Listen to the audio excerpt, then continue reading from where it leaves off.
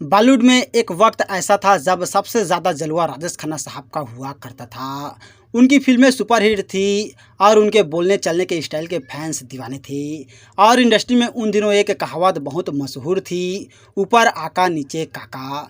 और राजेश खन्ना साहब भारतीय सिनेमा के पहले सुपरस्टार थे जिनकी 15 फिल्में बैक टू बैक हिट हुई थी। राजेश खन्ना साहब लोगों के दिलों में बस हुए थे, लेकिन उन्हें टक्कर देने के लिए बिग बी का भी पर्दे पर आगमन हो चुका था।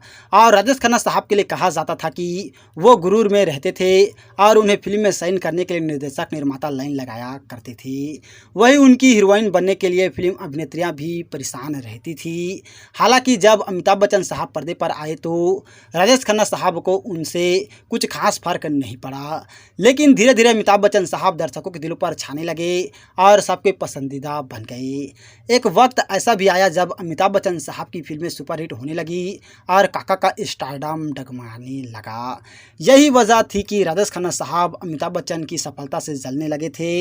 हालांकि दोस्तों बताते हैं कि एक मूवी मैगजीन को दिए गए इंटरव्यू में राजेश खन्ना साहब ने अमिताभ बच्चन साहब से ये सवाल किया था कि सुपरस्टार बनने के बाद उन्हें कैसा लगा।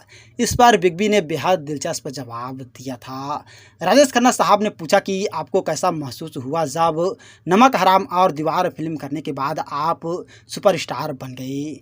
मैं ये इसलिए पूछ रहा हूँ कि एक वक्त ऐसा था जब मैं भी टॉप पर था। मैं तब सुपरस्टारडम शब्द का इस्तेमाल करता था क्योंकि जनता, प्रेस और फिल्म निर्माता भी इसी का प्रयोग करते थे।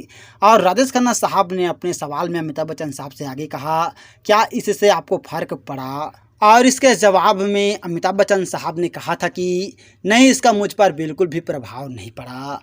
मुझे ऐसा महसूस होता है कि मेरी सफलता स्क्रिप्ट, निर्माता और को स्टार्स को भी निर्भर करती है। मैं बस वही पहुंच गया हूं।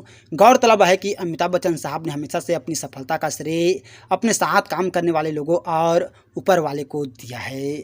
उनका मानना है कि लोगों के प्यार, उनकी मेहनत और किस्मत के चलते वो सफल हो सके। और आपको बता दें कि राजेश खन्ना साहब और अमिताभ बच्चन साहब ने फिल्म आनंद में साथ काम किया था और यह फिल्म पर्दे पर ज़बरदस्त हिट हुई थी। खुद राजेश खन्ना साहब भी जानते थे कि अमिताभ बच्चन साहब में हुनर है और उन्होंने फिल्म नमक हराम में अमिताभ बच्चन साहब को देखने के बाद निर्माता ऋषिकेश मुखर्जी से कहा था कि ये है कल का सुपरस्टार।